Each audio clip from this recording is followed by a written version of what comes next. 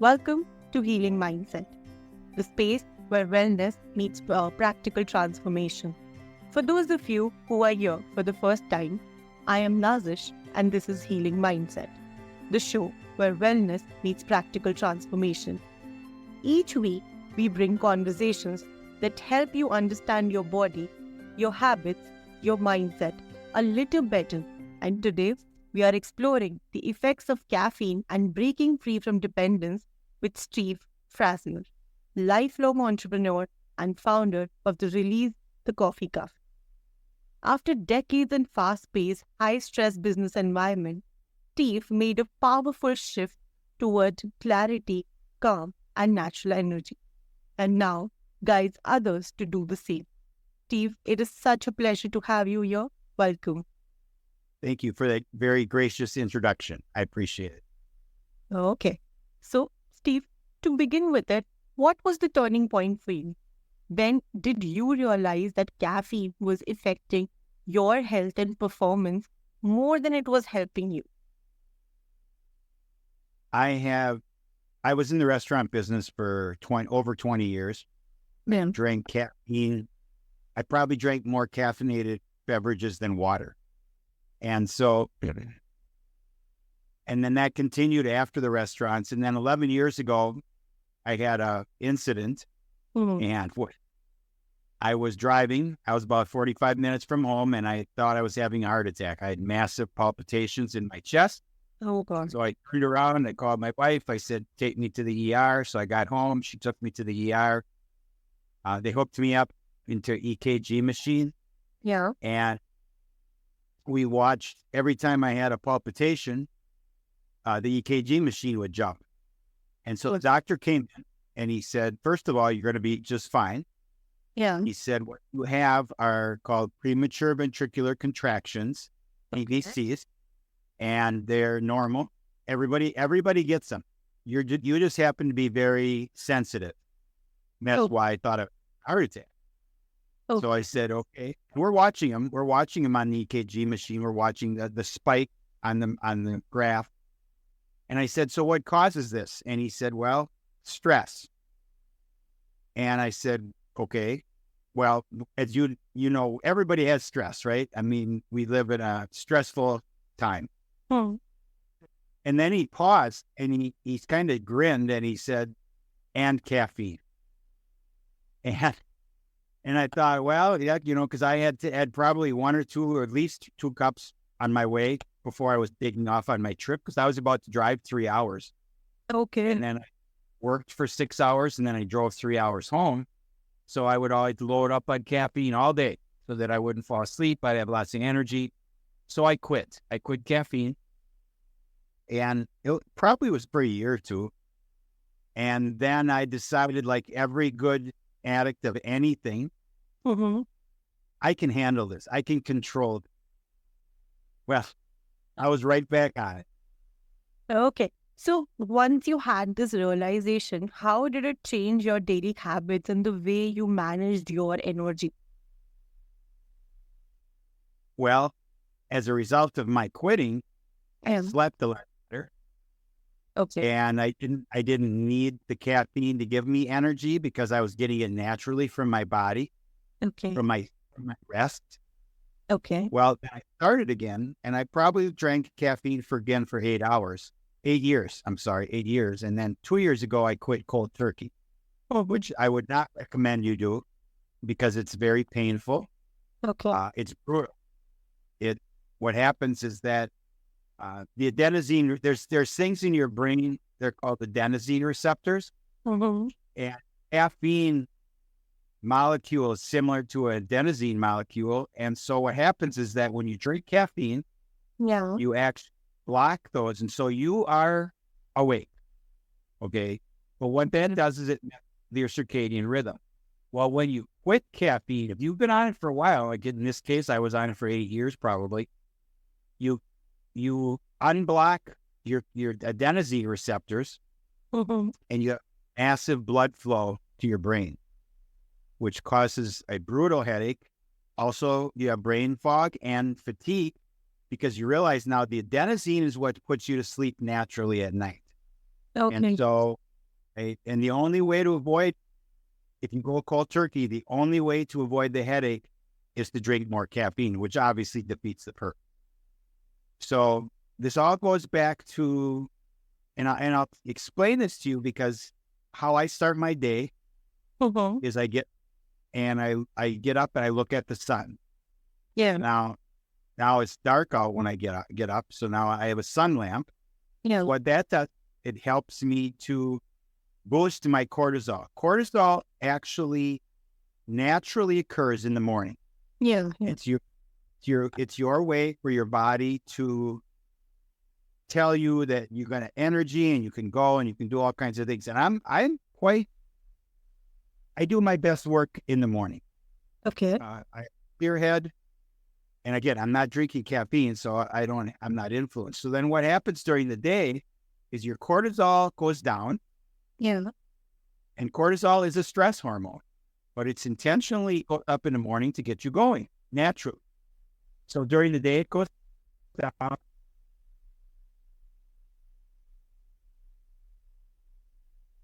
And after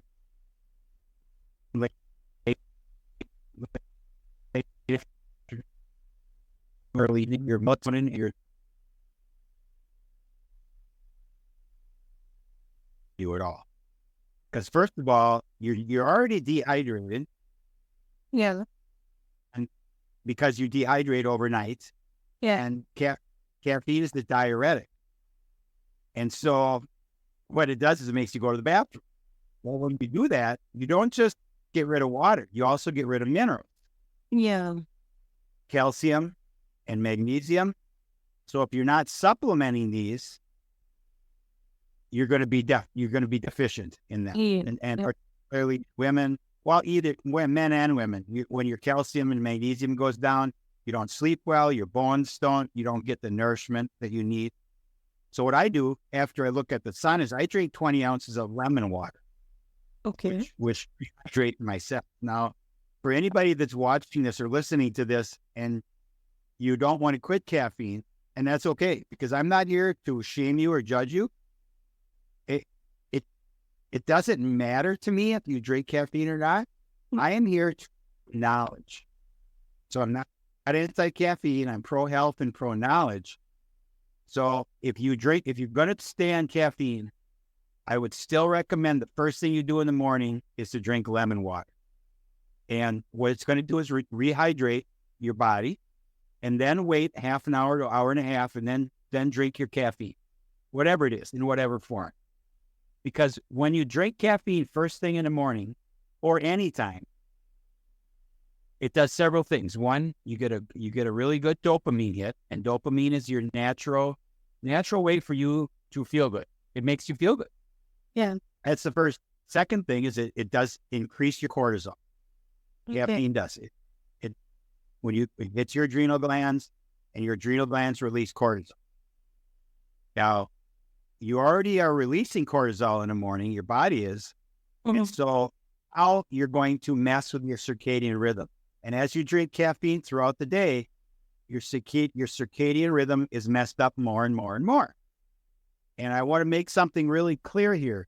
Just because you drink caffeine doesn't mean you're not going to sleep, because you sleep. Obviously, hundreds or literally billions of people drink caffeine. Yeah. And they right. But I'm going to touch on this right now, and then we'll go back to the other thing that happens when you drink caffeine, is your sleep cycle.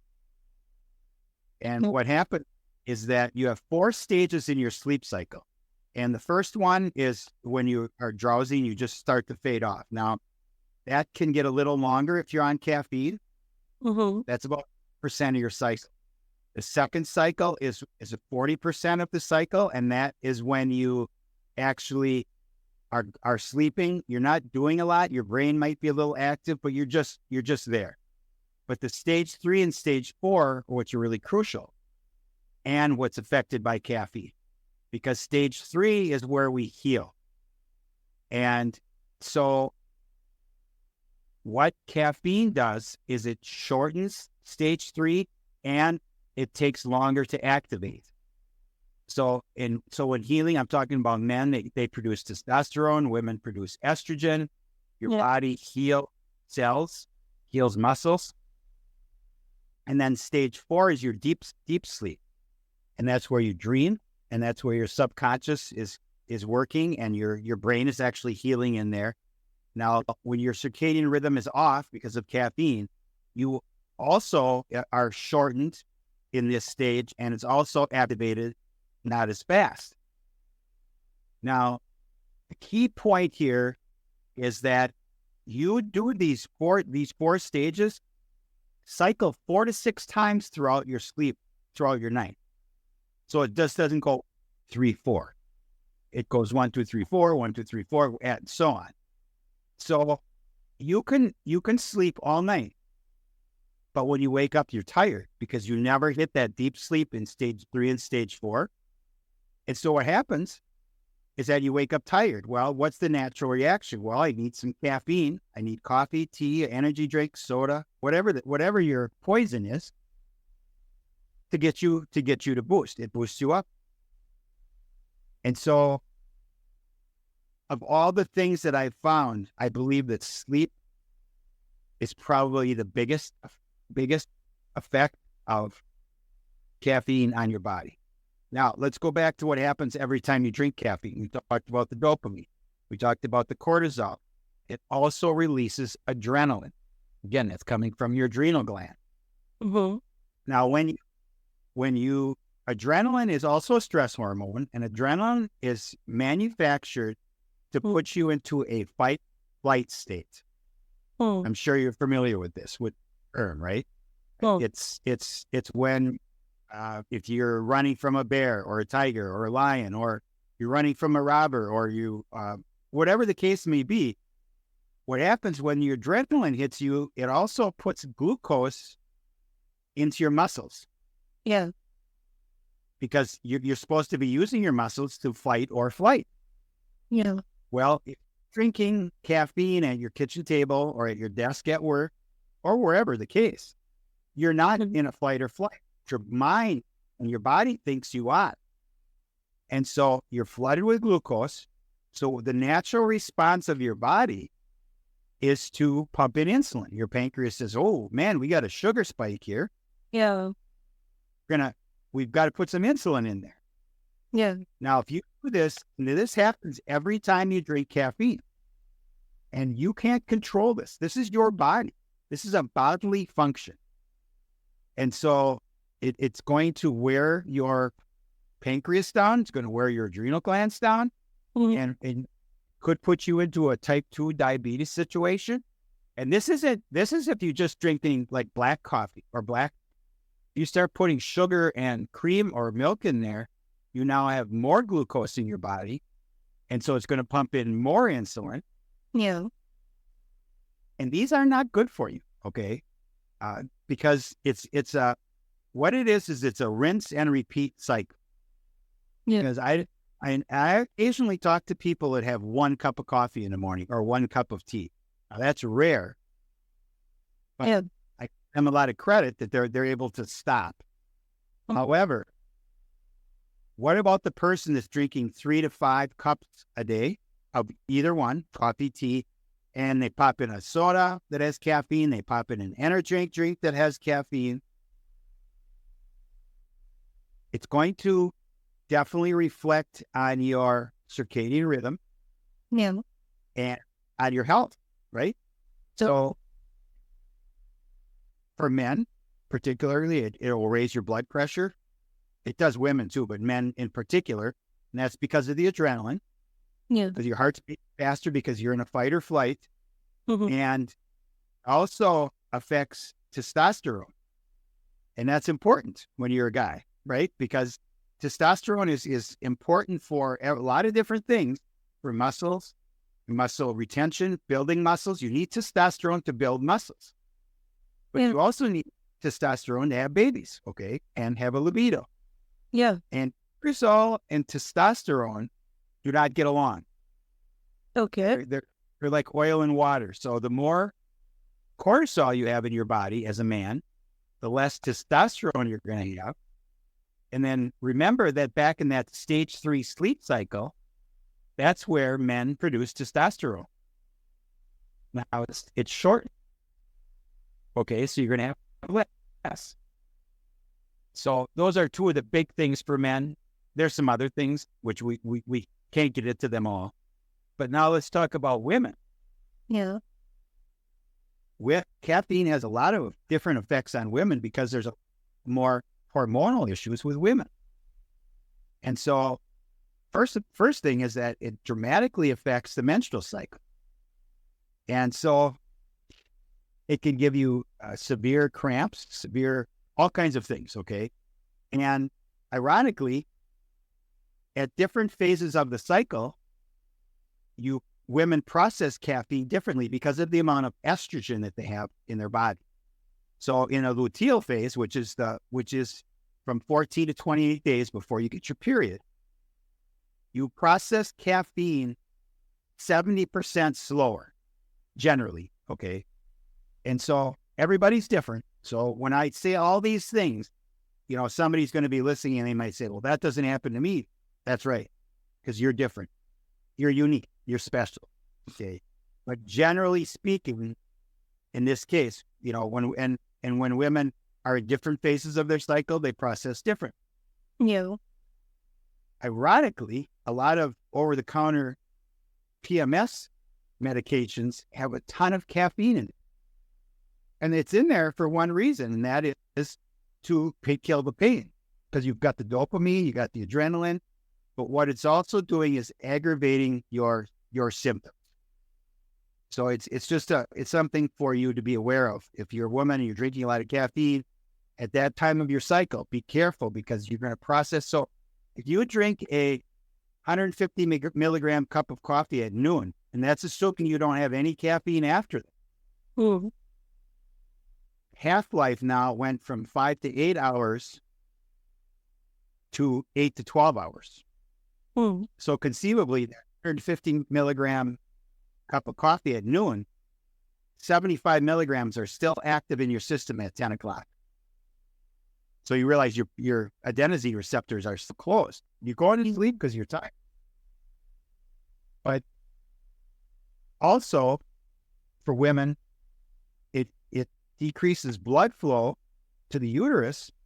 And so your egg, if you're trying to conceive, a bad combination is if a man and a young man and woman, well, relatively, usually it's younger people are going to have babies. If they're both drinking caffeine and being challenged to conceive, yeah, it can contribute to delayed conception or even not conception, okay, because of the fractured sperm from the man and also from the egg not getting the blood flow.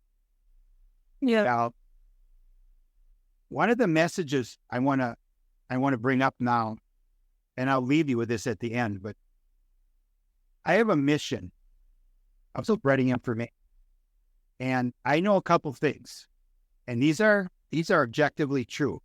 I can't make anybody do anything, okay? And I'm smiling when I say this because as humans, we control our own destiny, or as a favorite saying in our house is, we all free will and free won't. Okay? So I'm here to provide information. I'm not here to tell you not to drink caffeine, because you control your body and you control what goes in it. However, I would like to throw this out there. You know someone that is pregnant that is drinking caffeine? And if that's the case, I would like you to share these facts with that person. Okay. First of all, the caffeine, when a pregnant woman drinks caffeine, it goes right to the fetus, goes right through it crosses the placental barrier and the blood-brain barrier. And so the caffeine goes right into the baby. And there's an enzyme in our livers that we have as adults. It's called the CPY22 enzyme. Yeah. And that processes 80 to 95% of the caffeine that we drink. Okay, it processes out of the body. That enzyme does not develop until the baby is 3 to 6 months old. Just think of all the things that I've said. Yeah. When baby's born, 12 hours after they're born, they're going to have this massive adenosine headache because the blood is rushing to their brain because the adenosine receptors have opened up. What do they say at the hospital? Well, that's normal. That baby's got colic, whatever. And actually, the baby's got this incredible adenosine headache and withdrawal. Because you know that there's moms that are addicted to drugs, and the doctors know it when they deliver the baby. And what do they do to the babies? They put them into a detox program. Okay, because, I mean, if they don't do that, the baby conceivably could die if the mom was heavily using drugs. Nobody ever asks the mom if she's been drinking caffeine the whole time, or rarely, I should say. Now, what else does caffeine contribute to the fetus? Now, and when I say this, it's contribute. And I can't tell you how much it is. All I know is there's documented studies that caffeine can lead to low birth weight. It can lead to miscarriages. It can lead to stillbirths. And then after birth, it can lead to developmental issues, ADD, ADHD, because the baby hasn't developed well because the caffeine was messing with the wool. Now, I personally have 2 miscarriages and a stillbirth in my immediate family. Okay. And it's devastating to the family. I mean, I have 2 grandchildren now that didn't make it. They miscarried, my daughter and my granddaughter. Yeah. Or my daughter-in-law. They both had miscarriages. And my niece had a stillbirth, and we had a funeral, open casket funeral for a 7-month-old fetus. Okay, if that doesn't get your attention, nothing will. Why am I saying that? Because my mission, if I can get one pregnant mom to stop drinking caffeine, Yeah. and that baby's born healthy, I may have been the reason. Yeah. Or you may have been, right? That's power. That's power right there. That's power. Very, very few of us have the ability to control human life. And by this message, I may save a life. I may have a healthy baby being born. Now, as adults, we control it. We control it. We have free will and free won't. So we control what goes in our bodies. Yeah. How does this? It affects men and women. Okay. Yeah. And there's a lot more ways, which we don't have time to get into all of it. But if you want to really quit, caffeine, the key is to, first of all, find out how much you're actually drinking. And you have this information. I put it in the match thread. And so there are the tools and trackers. There's a whole bunch of stuff. The first one is, how much am I actually drinking? No. And here's an example. My daughter, who's the natural healthcare practitioner, she went to a seminar 2 weeks ago, and it was a new supplement company she's going to deal with. And she went and she got tested by a guy that was there. They paired off, and her second largest sensitivity was to caffeine, because she drinks a lot of caffeine. Yeah. So she came home 2 weeks ago Monday, and she called me up. She told me about this, and she said, "Oh, I'm going to go down to 75 milligrams a day." I said, "Hold on." I said, first of all, we got to figure out how much you're drinking. Well, we determined that she's drinking a minimum of 240 milligrams, possibly 300 or 350. And she was going to go down to 75, and she's going to have some major withdrawal. And last week, she actually didn't have any caffeine till 11:30 in the morning, and she had a headache. It was so bad she couldn't function. This is while she's still withdrawing, but she didn't drink it first thing in the morning, and she normally does. The point here is that we now got her on 100. The first week is 150 milligrams. The second week is 100. The third week is 50. And then she decides if she's going to actually quit. But it's a taper method. And I have all this in my book. It's called Release the Coffee Cuffs, Winning the Battle with Caffeine. Yeah. Yeah. On our website. And I know at the end we'll get to that. But there's a whole chapter on how to quit and how to, and I have a program online that's on my website that actually gives you support if you choose it.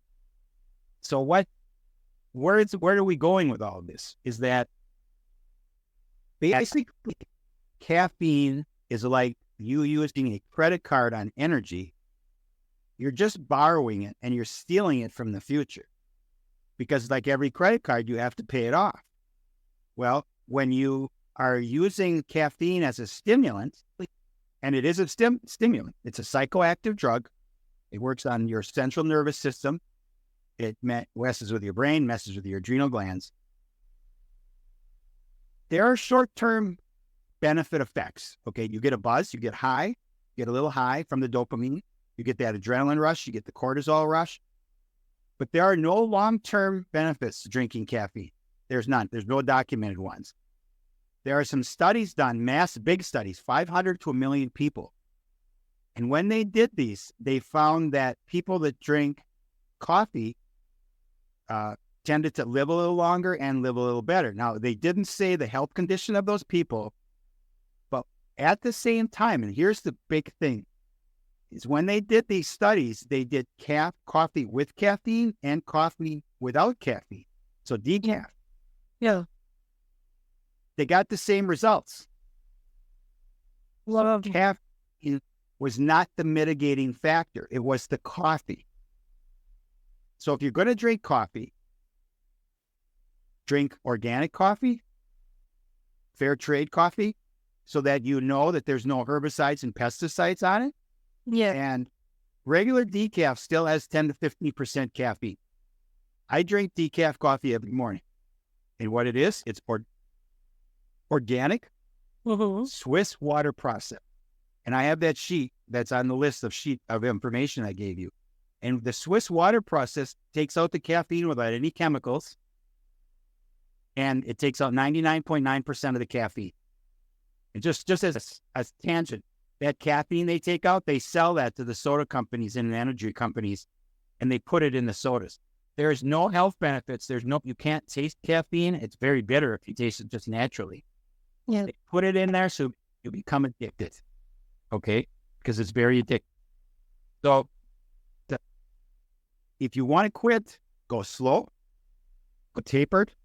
You can look at this in the book. You can look at this in the program. You can look at it online. It'll tell you how to taper off caffeine. If you quit cold turkey, massive headache. You're going to be fatigued. You're going to have brain fog, and it's brutal. I did it again. I did it, and you don't want to do this. I'm just telling you right now. If you want to, just take my advice. Yeah. So anyway, to reach me, you go onto my website, where it's called Release the Coffee Cuffs, KUFFS.com. You can buy the book right on the front page. There's a lot of information there. And you can look at the programs that we offer if you want support, because some people need support when they do these kind of things. So look at this and say, take the information we talked about today and evaluate. Do you know someone that maybe their health is being affected negatively by caffeine? And perhaps that someone is you. Yeah. Are you sleeping well? Are you rested? When you wake up in the morning, I'm on fire in the morning. I've got all the energy in the world. Yeah. My first chapter in my book is anecdotal stories. Almost everyone, 19 out of 20 say, my sleep, I feel so good in the morning. I don't need anything to get me going, because your body is beautifully and wonderfully made. And it does wonderful things if you don't mess with it. Exactly. This conversation with you was so eye-opening, Steve, that it really shows us how awareness is the first step towards change. And trust me, many of our listeners are going to be so aware about whatever you have mentioned about hormones and pregnant women and everything. And this awareness is going to help them. It's going to shape their focus, sleep, and emotional balance so well. Well, thank you. And it's your choice. Now, but one thing is, you now know. Okay, if you listen to this or you watch this, you now know that caffeine is there as an addictive thing. It's a stimulant. It's only short term and it wears off. And so evaluate your own life and your own health. How many people that are listening, and you, and even yourself, I'll ask this question. Do you really know what it's like to feel healthy? In our society today, it's really hard because of all the processed food, the caffeine, all these things they throw at us are making us not healthy. Yeah, exactly. Steve, thank you so much for sharing your time, journey, and incredible insight with us today. I definitely hope that all our listeners are going to reach out to you, to your website, and to your book, and it's going to help them a lot in their day-to-day life. Your story is such a reminder that sustainable energy and focus can come from within, from awareness, rest, and balance, not from the next cup of coffee. So to everyone listening, Thank you so much. You're welcome, Steve. So to everyone listening, I hope today's episode inspires you to look at your own habits with kindness and curiosity. Sometimes all it takes is one small step to begin feeling more grounded and alive. This has been Healing Mindset, and I am Nazish, your host, and I'll see you in the next episode.